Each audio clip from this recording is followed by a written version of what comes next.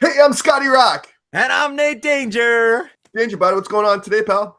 Man, today we're back. We're back and we're doing another episode because sometimes our favorite bands do some questionable decision making. And we got to ask ourselves, what were they thinking? Rockin' danger, turn it louder, bang your head, feel the power, click that play, rock the thunder, the channel burns the earth asunder. Rockin' danger, hairspray saviors, speaking truth, talking flavors every night. It's getting crazier. Rock and danger, so much braver. Okay, man. What are they thinking sometimes? Like, I don't know about you, but I got this list of like missteps and I love just analyzing it, thinking like what it could have been, had they made the right move. And there's certainly the benefit of hindsight. You have some insight to maybe what they should have done a little bit better in long terms.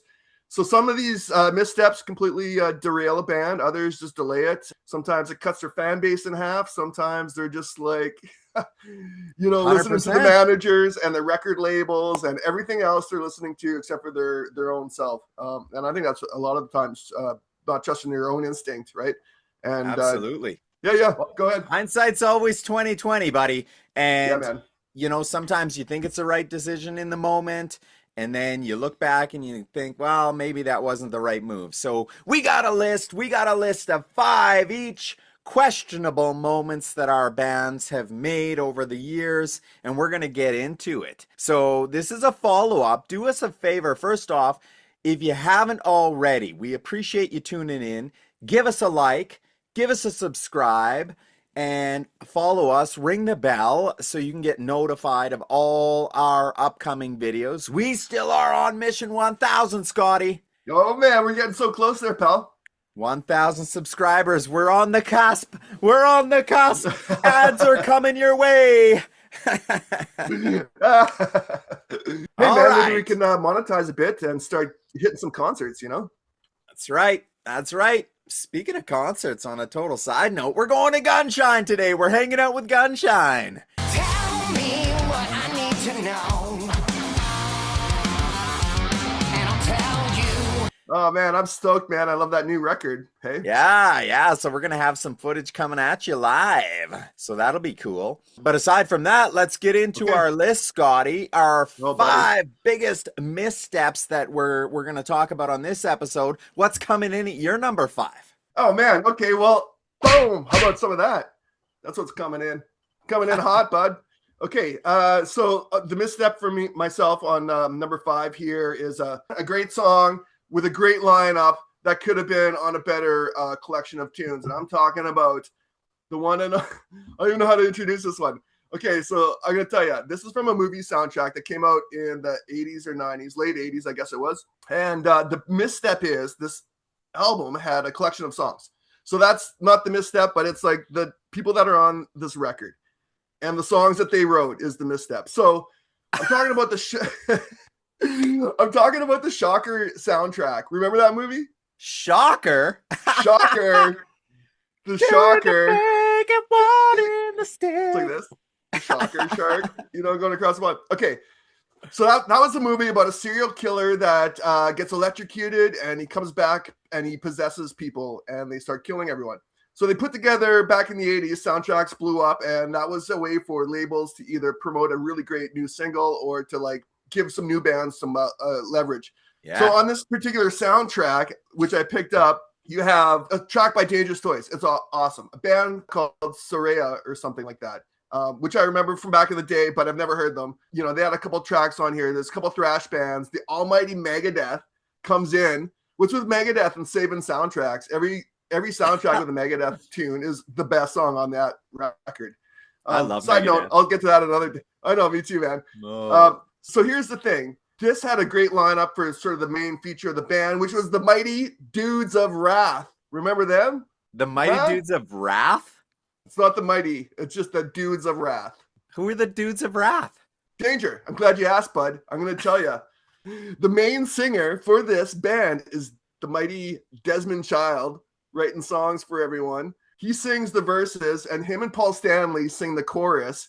Meanwhile, Yeah, man. You got Vivian Campbell on guitar. You got the infamous Guy Man Dude on shred guitar. And like, I wonder what that guy's pronouns are. You know what I mean? And then they have, our good old friend Rudy Sarzo on bass, doing another session. And an interesting side note, for background vocals, they have Michael Anthony. Oh, Michael Anthony can sing, man. The guy's got I pipes. know, but I just love they got Rudy on bass and Mike's coming in with the awesome vocals, that he always contributes. Oh, and I forgot to say, on drums, Tommy Lee from Mötley Crüe, obviously. So you got a super group. Super group, the Dudes of Wrath, shit the bed on about 4 or 5 songs on this soundtrack. So the misstep is... What do you mean? Are they all brutal? Pretty brutal, man. Pretty brutal. I think the problem is the song is like a Bon Jovi mode. Like the song itself is cool. The music's great. The riff's cool. Paul's it kind of threw me off. Paul's coming in on the chorus, but the misstep would be like a Bon Jovi type love song musically, like a great rock song. Okay. And they're kind of trying to sing about a serial killer that's possessing people and killing them. This crazy world's in a grave situation. Check the children, are they sleeping? So I think the misstep is great song, shitty soundtrack topic to sing about. Lyrical content. Yeah, lyrical content didn't really fit the band and the vibe and the song and everything else. Otherwise, like gave me a little insight to Desmond Child's like songwriting thing, and he was associated with this movie somehow. So that's why he was like, "I'll put together a super group. I'll call my buddies." And how about the misstep is the name, the band name? That's brutal. The Dudes of Wrath and what they're singing about. I think so too. Dudes of Wrath. What a dumb name.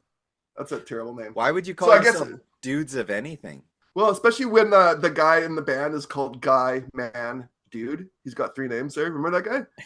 Guy Man Dude. Guy Man Dude. Goes by the pronouns he, him, he, man. Anyways, doesn't matter. All right. So that was the misstep. I love soundtracks, rock and roll soundtracks, rock and roll movies. But sometimes they just get like the sort of C-sides of music on a soundtrack. No love for the shocker, bud. No love for the shocker. And the chorus goes, shocker, shocker. Why don't you explain the file?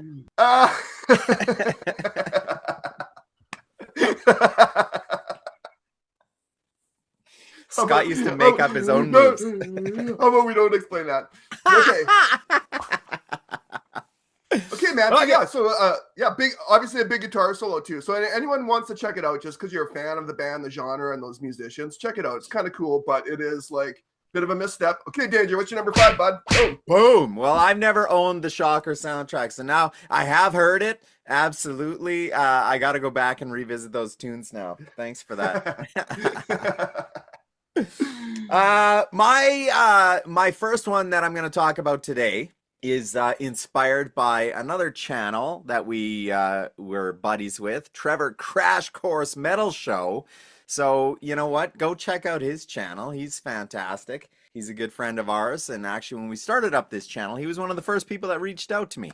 So he's doing some super cool things over on his channel. He's got the casino going on and so on, but he hates Bon Jovi. Hates him. And the misstep that I am going to talk about today is the exact reason I think that Trevor does not like Bon Jovi. And it's because he kind of turned his back on what made him popular with all his fans. You know, Bon Jovi was huge. Arguably, probably the biggest hair metal band at the time after Slippery When Wet. Follows it up with New Jersey. We're talking millions and millions of albums, tons of fans. And then he came out with the Keep the Faith album. And during interviews, he totally turned his back on the hair metal genre. We're going to go to a few faxes because we got a few in. Just don't play any of that early stuff. Right. You know, and it's fine. It's fine if you want to stay relevant and you're trying to pivot and you're trying to change an image in order to continue on. But when you come out and actually badmouth hair metal and everything that made you, that's a bad move. It is not a good look. And I think that upset a lot of people who were fans of Bon Jovi. There, how many Yeah. people do you know that say, you know what, I liked Bon Jovi till New Jersey, and then it was like, Right here, bud. Right, this guy. yeah. So I just don't think, you know what, whether you want to change your direction going forward and stuff, you never badmouth the things that got you to where you're at today. And I just think Right. it was a bad look on John. I mean, Bon Jovi's done some missteps in my mind, but that was the beginning, right? Because I was yeah. a diehard Bon Jovi guy right up until 100%. then. So to me, that was a bad move. That was a misstep. Sorry, One John. of these there, JBJ, whatever. Yeah, man, I completely agree with you. Like, you shouldn't turn your back on what put you on the top to begin with. And a lot of bands lose sight and focus when they get to that level of success. You want to maintain it. You know, Slippery When Wet, like, that's their third album. That's bands peak on their third album. A good band will. Their fourth album is a bit of a shadow of that third massive success. If they would have stopped there, they could have just played those first 4 records for the rest of their career. They didn't. They changed mode, cut his hair, and turned his back on, yeah, you're right. I think that the album is different. You know, had we repeated anything we've done in the past, we all think it would have been boring. Because that's when I was kind of turned up. I was just like, I was like, where's that? I was expecting like Bon Jovi, 3 or whatever. So like the next great Slippery, New Jersey, what's next? Oh, it's Keep the Faith, I'm out. I didn't dig it, man. I didn't dig it at all. And then it just, for me, it got worse and worse as it went on. And they just kind of lost their rock edge. But I guess Bon Jovi is more about like songwriting versus like AC/DC is like, we're about AC/DC. You know what I mean? Yeah. Keep the Faith had some good tunes on it. It did have some good tunes, man. But I was getting like burnt out on the ballads in general between Aerosmith, Bon Jovi, and every other friggin' ballad. They Aerosmith, just came every back crying. Amazing. Crying. What was the other one? They had Crying, Amazing, and they're all like one-word ballads. What was the other one? What was the other one? Get a Grip, right? It was on Get a Grip.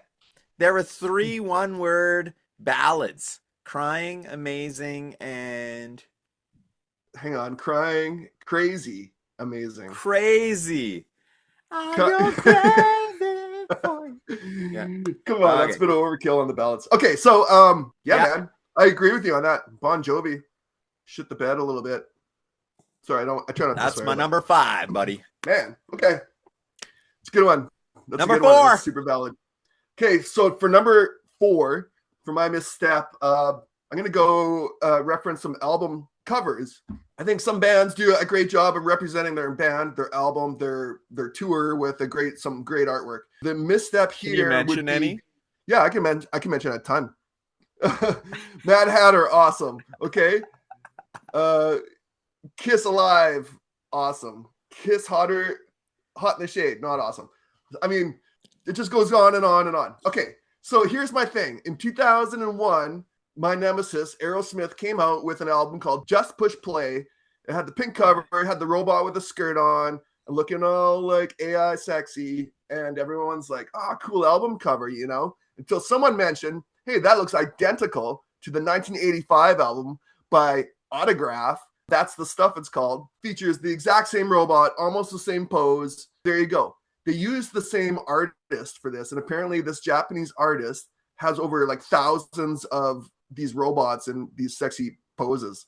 Yeah, that's his thing. He's like a robot. Well, maybe it was an homage to the Autograph. I just think they hired the guy, and he's like, "Which one do you want?" And they're like, "Well, just take that one. I mean, make it look cool, Pink was the single from that album, so it had that pink sort of background. Anyways, I just feel like, and this happened to Amber, our drummer from UPD, her other band. They put out an album cover and about 6 months later, someone else put out an album with the exact same cover. Yeah, they used the same artist, and that guy just like took the $300 and just like, here's the PDF. No one's gonna notice. Like, it's an indie band that. Some level. So I just thought that was a kind of a dick move from the artist, a misstep from the artist, and misstep from band management. Aerosmith's so iconic; they shouldn't be copying anyone. Come up with your own ideas. Don't rely on a Japanese robot artist. I mean, making sex bots. You know what I mean? Also, I just want to also add that Aerosmith cover was also used on a 1985 pop compilation in Argentina. So that's a three-peat of album covers there. But with I the feel same like type of. I feel like so many bands have done that. Like imitation is the greatest form of flattery. Look, you got Mötley Crüe, Too Fast for Love is just like Sticky Fingers from the Rolling Stones. Yeah, You've that's true. got That's true. you've got Mad Hatter, Welcome to Wonderland, which is a direct ripoff. Dave, It's a direct ripoff of Dangerous Dangerous Toys. Toys, Hellacious Acres. Hey, Well, that's true, man. I'm not going to deny that. But like, I just feel like they're not paying homage to anything. They're just like using the guy's B-side prints. That's all. I Okay. guess so. That's a good one. Look at this. My son asked me, Dad, what does the 10 and the 6 mean in the hat? So let me ask you, Scotty Rock. Do you know? It's your album. I'm going to say 10 or 6 ounces of whiskey or what? Pretty close. Oh. It actually means the price of the hat. It's a price tag. It's Is it really? old English currency, right? It was 10 shillings, 6 pence was the price of the hat. Interesting. I didn't know that. Hey, well, here's something maybe you didn't know. Mad Hatters were called Mad Hatters because they use mercury to shape and form those beaver pelt hats. So I don't know if you know about mercury, but you get on your skin and makes you go crazy. Yeah. Hence the term Mad Hatter. So that's kind of an occupational hazard. That's Yeah, cool. could you imagine going to buy a hat? The guy's just like tweaked out on mercury, just French fried in the brain. He's like, I'll make you a fucking hat, buddy. Hey, we should come up with a whole like Mad Hatter trivia session and get people to comment with their answers. That'd be cool. That'd be fun. awesome. That'd be fun. Okay, man. What's your number 4 on our missteps list here? All right, buddy. My number 4 is gonna come down to one of my favorite bands again. They're right behind you, right behind me. It is the wonderful Kiss. They have been my favorite band since ever I can remember, but they've made a ton of missteps over the years. And Yeah, right. you know what? It was I can't even remember. I think it was 1998. They had the opportunity. To make a true comeback and wow the fans. And they released Psycho Circus, which was a complete misstep. Every single fan, when Kiss united and got back together in 1996, it was a dream come true. I went and saw that reunion tour. As soon as they came on stage, I couldn't help myself. I was so overwhelmed. I just like started tearing up. I was so excited. And then to know that my heroes are back working on an album, and then we get Psycho Circus, which is brutal. Like, I think it's a terrible album, but to know that Peter Criss plays on 1 track, Ace Frehley plays on 2 tracks, like, it is just a Gene and Paul show again, glorified, again, trying to fool the fans, putting out a perception of something that it's not. Big, massive disappointment. They had the opportunity to kind of shed what Kiss was known for, and they didn't. They just showed everyone again that we just try to throw one over, pull the wool over your eyes, and here you go, like this. And to me, that whole album is a huge misstep. Bad move for Kiss. I know, Danger. I can't agree with you on that one. I mean, holy smokes. I was disappointed too. All I wanted was 4 guys in the room writing 10 songs, everyone contributing. Everyone has a part. The guitar player plays the guitar bits. The bass player plays the bass. You know, I want the 4 original members. And when I heard Ace played on a couple tracks, Paul Stanley probably played all the good, as much as he could. Tommy Thayer is probably in there writing songs. Eric Singer's teaching Peter Criss how to play the drums or whatever for that tour. I'm so disappointed, man. Eric so Singer disappointed. played that. Didn't he play that whole album? I think he did play on that whole album mostly. On the plus side, I like the cover. I like the return to the makeup. Yes. Maybe there's one or 2 songs. I was like, maybe, there's a couple good songs. Yeah, for like sure. Anything for you stands out on that album? I mean, I listen to it so rarely. Well, I did listen to it recently. I was like, the there's title one track. or 2 songs. I do think the title track is a great, fantastic Kiss song. Into the Void. I'm losing power and I don't know why. probably one of my favorite songs on the album, but it sounds like Ace, right? It sounds like Rocket Ride. It's a back to form, but overall the whole album, it doesn't feel like a cohesive unit of what you wanted from the 4 original members coming back. Big disappointment. I know, man. Bummer. Kiss does shit like that all the time. That's the one thing I didn't like about Kiss. When I heard Anton Fig was playing drums on Unmasked, I'm like, are you kidding me? Peter Criss couldn't pull it together for that record, you know? It's disappointing. Wasn't Peter Criss, wasn't he out of the band by then? No, I guess he wasn't. I think he played on one song on Unmasked. Yeah. But even on Dynasty, it's like, didn't Anton, he dived in on that one too. Yeah, he sure and did. That was one of my favorite records. You know, I kind of want one of my favorite records to have all the members contributing. But Anton's my 3rd favorite Kiss. Oh man, Kiss. Boom. I would say he's my 2nd favorite. All right, buddy. What's coming in man. at your number 3? I hate to rag on this band, but I'm going to do it anyways because they keep screwing up and doing dumb shit like this. Now, I love a good song and I love a good cover, but Mötley Crüe does not do either of those very well anymore. So I'm talking about good covers. Okay, enlighten me. Oh, okay, Tonight, right? Off the first album. Tonight was great. Raspberries cover. Helter Skelter, I think, is fantastic. Helter is good. Okay. Yeah. Smoking in the Boys' Room. I'll give him that one. I like that. Okay, Jailhouse Rock. Starting No. to fall off a bit. Yeah. Anarchy in the UK. Yeah, it's just like Anarchy. Yeah. So, okay, well, what I'm talking about is there... Anarchy's better than anything they've done since. It's true. I love your optimism, Danger. You're right, man. That was the last great cover, and I don't know even then. But I'm talking about like a Virgin and Fight for Your Right to Party. Little disappointed that they would choose either of those tunes. I get it; it's on a soundtrack where people like to throw their B-sides and everything. I get the Virgin thing. I like the challenge of taking like a pop hit and kind of make it into this moody rock thing. And I kind of like how Vince sings like the verses, you know, it's still catchy. Doesn't matter if it's a pop song or like a hard rocking tune. But Fight for Your Right to Party just doesn't sit with me. Hey, Tommy, 6, 5, let's make some noise. Kick it. they're like 80. You know, there's no fight left in them.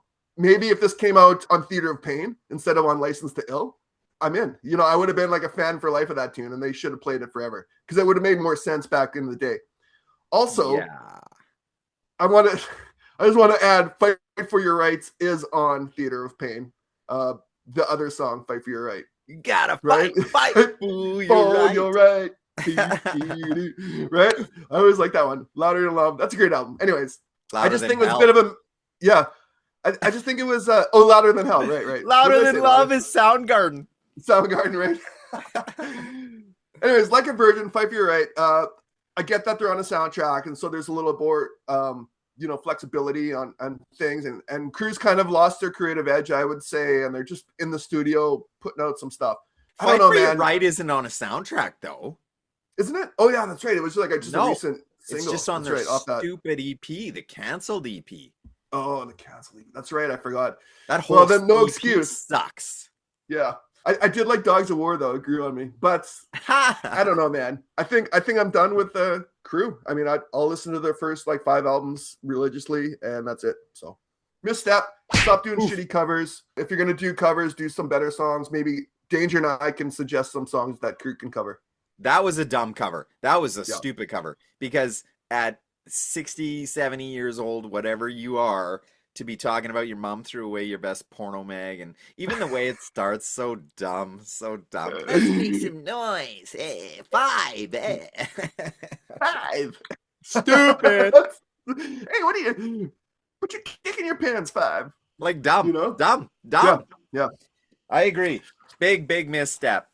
Okay, bud. What's your threesome over there? Number 3 is gonna go to Guns N' Roses. And the misstep that I think happened right at the beginning of the recording of The Illusions, when they got rid of the best drummer for that band, and they didn't help Steven, they didn't get him into rehab, they didn't work him through, and instead they ex-nayed him and they brought in Matt Sorum. And to me, that was a misstep. Guns N' Roses lost all of their groove from that point on for me. 100%. Yep. And even there was just something about the magic that Steven had. And I've always said it that, you know what, you don't have to be the most accomplished player. Sometimes listening to a guitar player that has never taken a lesson and is doing things that feel and sound good to them is so much more exciting to me than listening to Yngwie Malmsteen or someone who's like just all over the place. Yeah, yeah, And 100%. Steven Adler was just perfect. The drumming on Appetite is a 10 out of 10. All the fills, everything was so good. And I would argue that the best song feel-wise for me for drums on the Illusions is Civil War.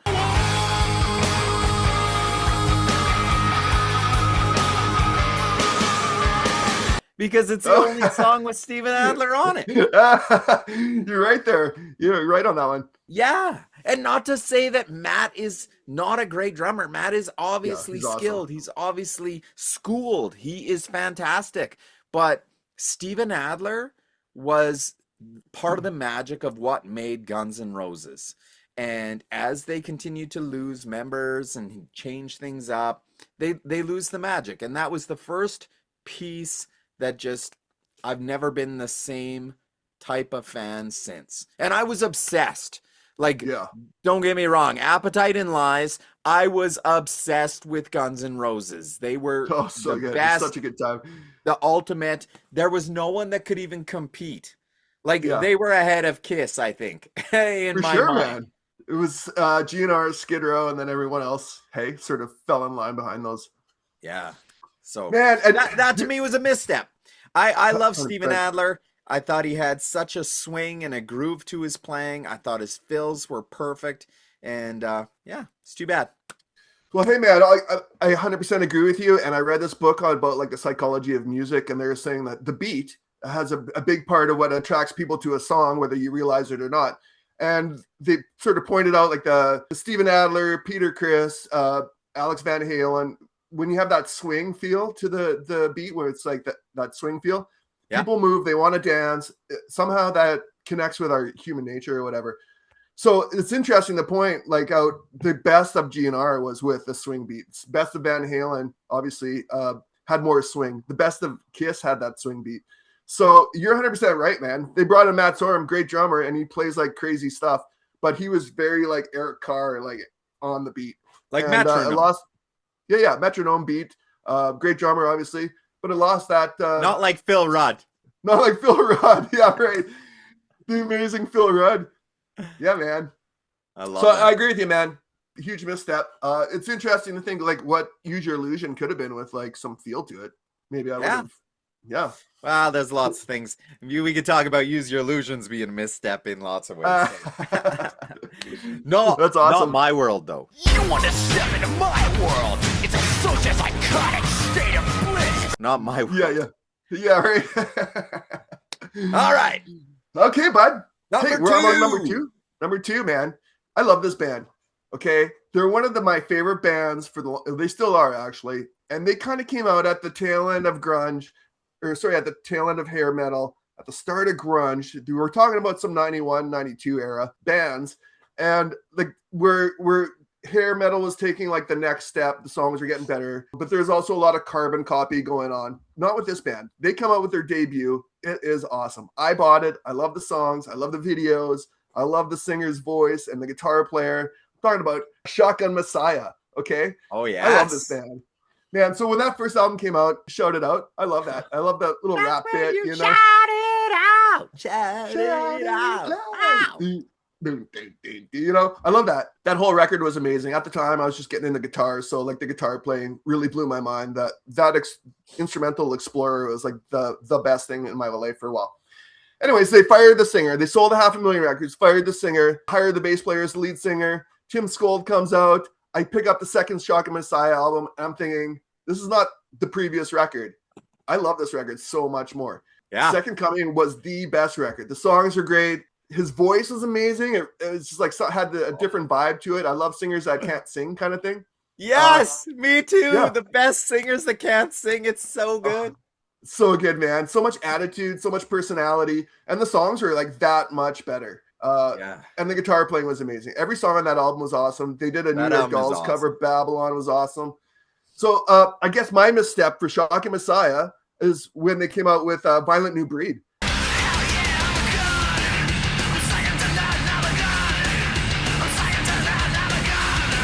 Man, I just wanted Second Coming. They should have stuck with that lineup, that sound for one more record to try to bring in some more fans. Obviously, they dropped in the record sales quite heavily. Couldn't keep a band together, so that's why they brought out the drum machine and bass player, or the guitar player plays.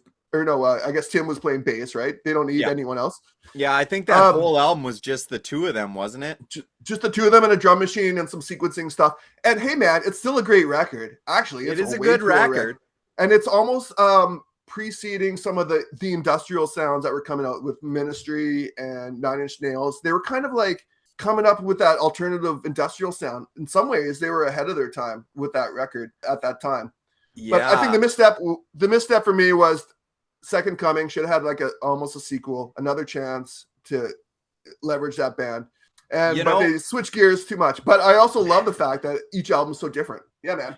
Every one of those albums is different. That's the fun thing with Shaka Messiah, is because I know you can't. There's no consistency from 1 to 2 to 3. They're like, it's a complete shift. Different records, yeah. I think they're all great records, but I can Yeah, see me definitely why you would say that's a misstep. I do like that album. I think it's great. I'm a It's one of god. my- Second to none. Oh my god. Oh man, it's so good. Yeah, man. There's a lot of good tunes on there, you know. But I just wanted a bit more like the glam rock style of the second album. Yes. Yeah. That's all. I can see that for sure. That album definitely did not sell that well.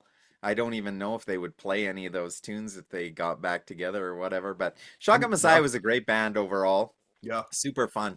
But yeah, probably a big misstep. What do you think? What do you think of Zan Cody, man? I like it, man. I like Zan's voice. You know, I always liked it from that first record on. Yeah, but he's singing checked low. out some. You want him to be like, Yeah. He's singing low. He's an older guy. You know, I get it. All those guys are singing low now, but he still has a cool voice. Yeah. Yeah, it's good. I haven't really dug too far into it other than what I've heard. You know, I just haven't had time to check it out because I'm a huge Harry K. Cody fan. In fact, you know what I like? I don't know why. I like stupid stuff. I like when you watch like really good guitar players screw up. Yeah. And Right. I was watching a clip of them playing the Zan Cody, and Harry like totally screwed up, like wrong chord, screw up. Not even just like, not like hey, you didn't notice it because you're an average fan, and whatever musicians notice things, but no, it was a big screw up. But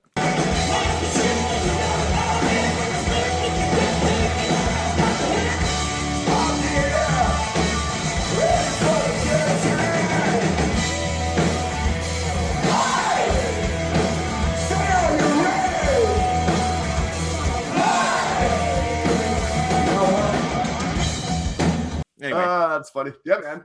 I love stuff. Anyways, like that. what's your number two there, bud? That kind of humanizes musicians, right? Oh yeah, for sure. Yeah. But I'm also a person who doesn't beat people down like all these channels and stuff that just beat people down.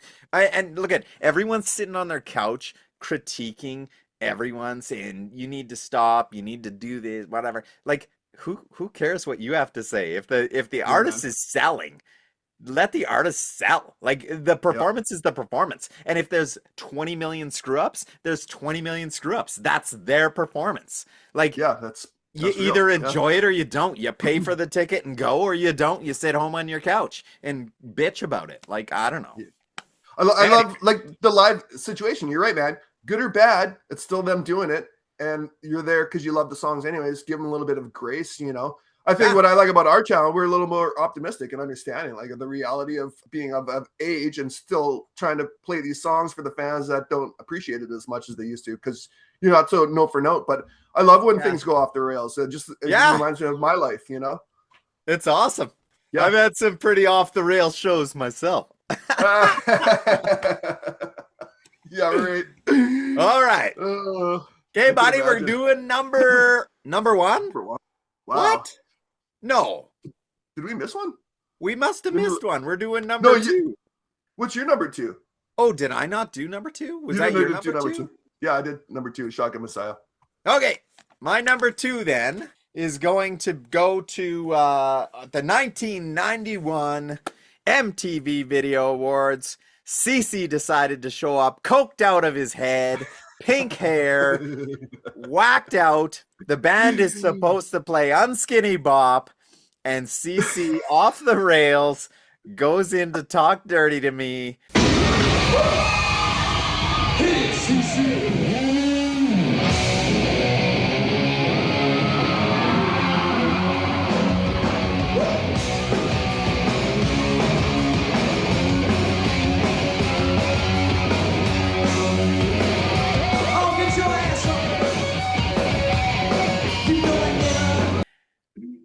It's a chaotic experience. Arsenio doesn't know what's going on. The band doesn't know what's going on. Everyone's looking, other than CC, coked out of his head, pink hair all over the place. Cord unplugged, doesn't know he's unplugged.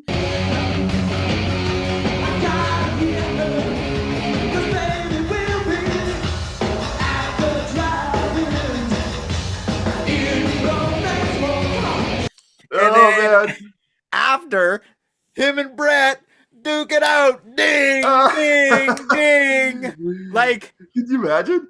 Didn't the backdrop fall on someone's head or something?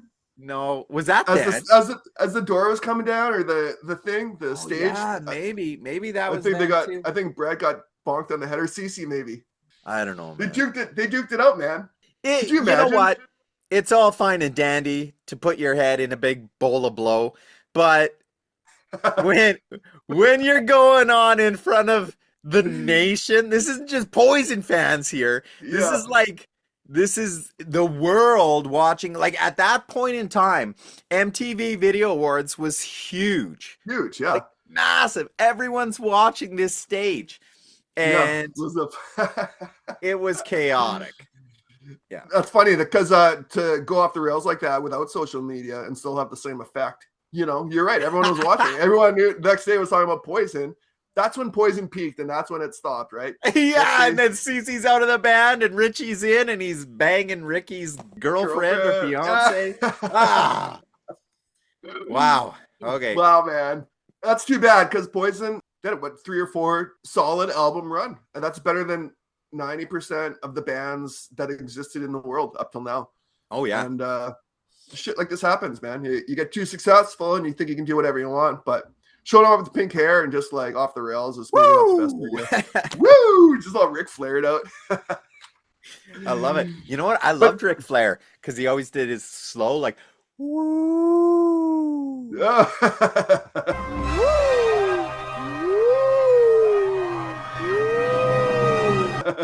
It's awesome. Okay, man. Yeah, that's that was my number 2. Yeah, wow, awesome. I like that one. That's a good one. That's one of my favorite memories too. It was a crazy moment. Yeah. It's like, what's going on? Okay, man. Okay, my number 1, and we talked about it before on one of our episodes previous, but because I don't know, just feel like talking about it, it's still a huge misstep. So I'll keep it brief. Okay, man. I don't know what to say. I don't know what to say about this one and how I feel and why I feel it, but I'm just gonna blurt it out. In 2014, Kristy Majors and the Thrill Kills released a great rock and roll album. This new project was stellar. I love this record. I loved it so much because you know why? It took the glam rock, Pretty Boy Floyd angle I love so much. Took a little bit of 70s punk rock, Ramones, Sex Pistols, attitude, speed, power, chording, and they probably made one of the greatest debuts I've ever heard of all time. This record was awesome. So he went out and did a bunch of interviews, and apparently the drummer and himself played on the record. So Kristy played the guitar bits, the bass, the whole thing, did all the singing, and the drummer just drummed and probably sang.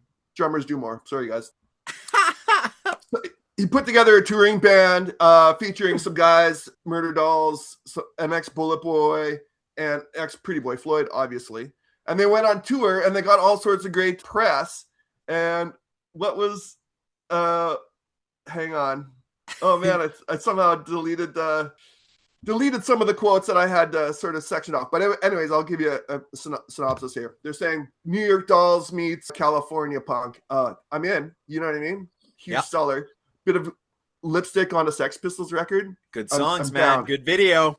Good video, good songs. They look cool as hell. Turns out that this was actually a complete re-recording of a previous band from 1996, fellow MCA record label mates, Sucker Punch, which went on to feature members of Junkyard Dog, or sorry, not Junkyard Dog, Junkyard and Bad Religion. Junkyard Dog, man, the JYD. Yeah, JYD.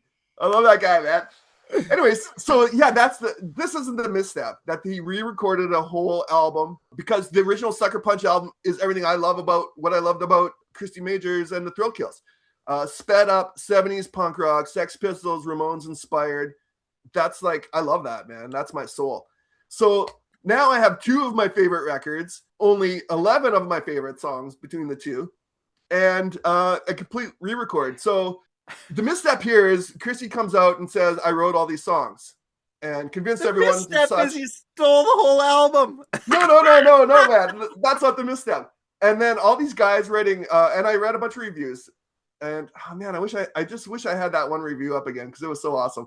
So all these guys reviewed this record and saying this is a return to form. Everyone loves the Stooges, Dead Boys, Sex Pistols, Ramones, New York attitude, which Kristy is from New York, brought it to California. I get that connection. I think the misstep here is he said, hey man, we were on the same label with this band. I love this record so much. I re-recorded the whole thing and put some glam rock, punk inspired energy behind it. And it's not my record, but I'm going to go out and play it like it is my record. I think the misstep was there. You should have just been upfront with that. I don't know if it's a mental health issue, or he thought he could get away with it, or he's just a dick and he's not on meds or whatever. I can't speak to that. I think the problem is he just should have just said, yeah, man. And so, and I think he got called out by he should have said, yeah, man. Stevie Rochelle was called him out brought him in on live, brought in the Sucker Punch guy, and they had a big confrontation live. Really? I didn't know that. Yeah. I read that somewhere. No way. Researching this album. So find that clip. Stirring up some blood there, bud. Hey. And then we reached out to the Sucker Punch guys before when I heard this, and the guy's like, yeah, that happened. Couldn't do anything about it. We weren't big enough to sue him. There's no money in it anyways. MC owns our record, And he said the Pretty Boy Floyd, Kristy Majors fans were such like hateful people towards his band that actually wrote the songs. Like it's his fault that Kristy covered it and got called out. Oh, come on. Yeah. So the misstep, he should have said, I love this record. I'm paying tribute. It's a great record, man. And if you love punk rock, glam rock, New York Dolls, 70s, punk rock, glam rock, punk, boom. Do yourself a favor. Listen to both records, man. It's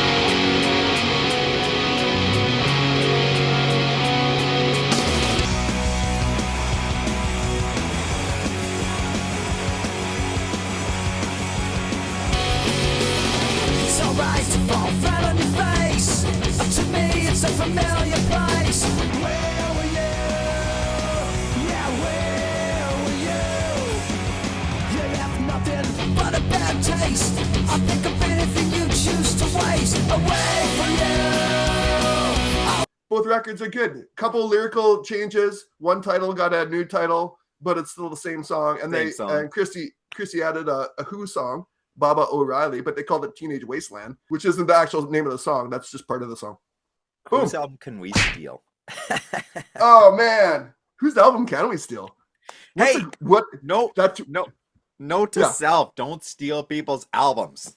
Bad. Or just fess up about it. Take inspiration from it. It's a tribute. It's a homage.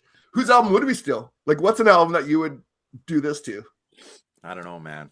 I don't know. I think I would do it to the Sucker Punch album. It has to be an unknown album. It has to be something that people aren't familiar with. Oh yeah. Or as familiar with. Well, you know what? Personally, if I was going to do it, I would do the Sucker Punch album too. That's how good it is, man. It's a good album. So that's my story.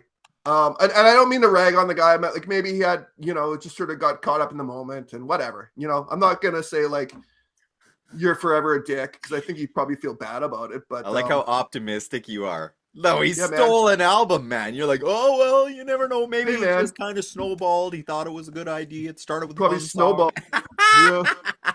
Definitely a snowball idea, right? Okay. Okay, Andrew, what's your number one there, bud?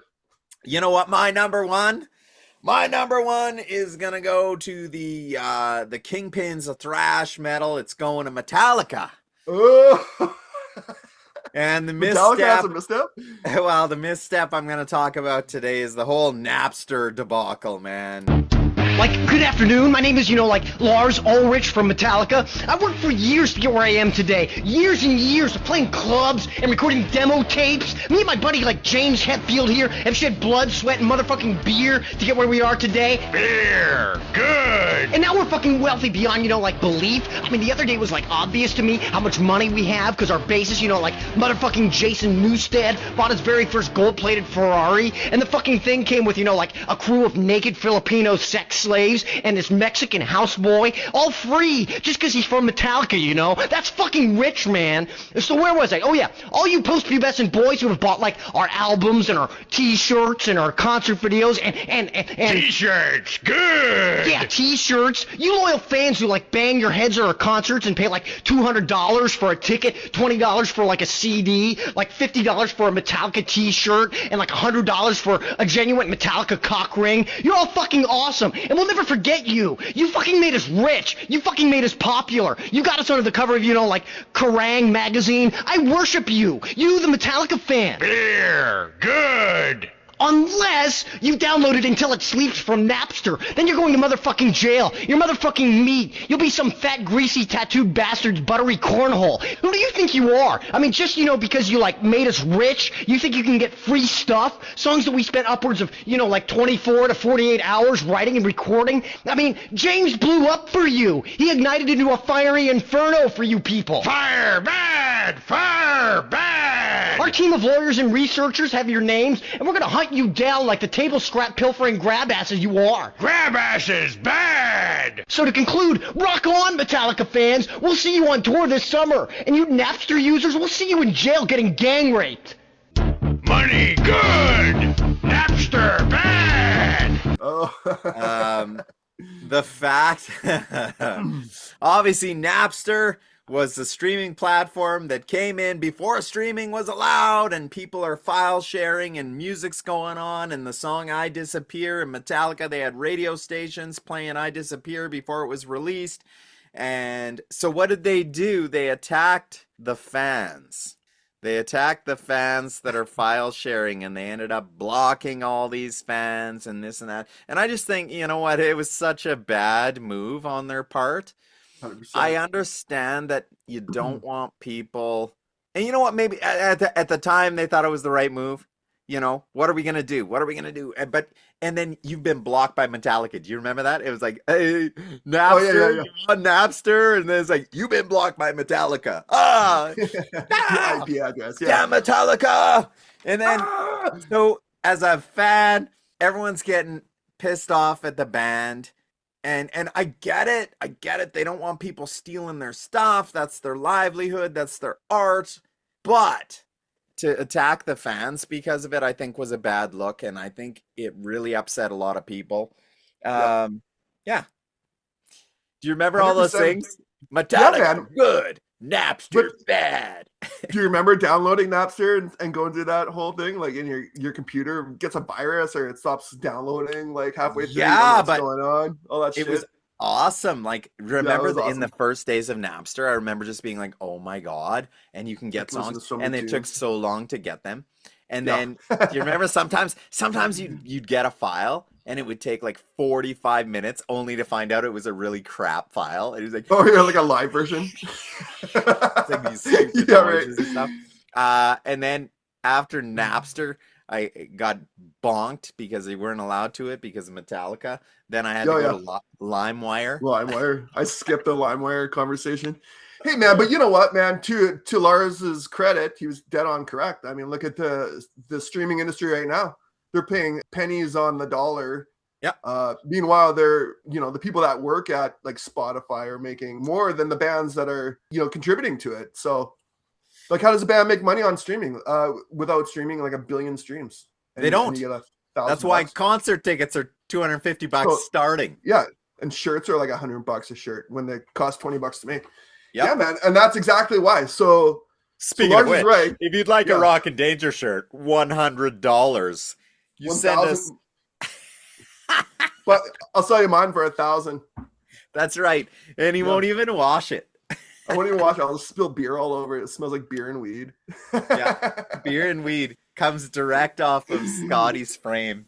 Yeah.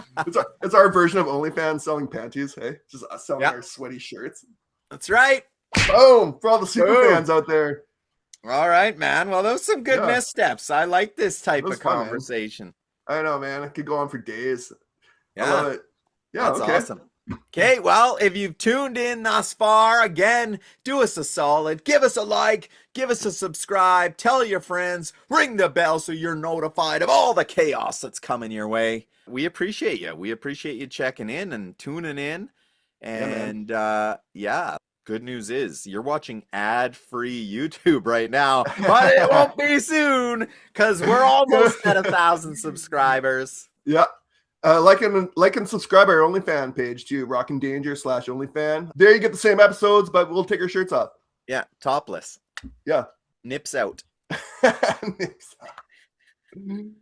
Oh man, okay, that was fun, Danger. Oh, here we go, your Oh yeah, Rockin' Danger. Rockin' Danger. Ah!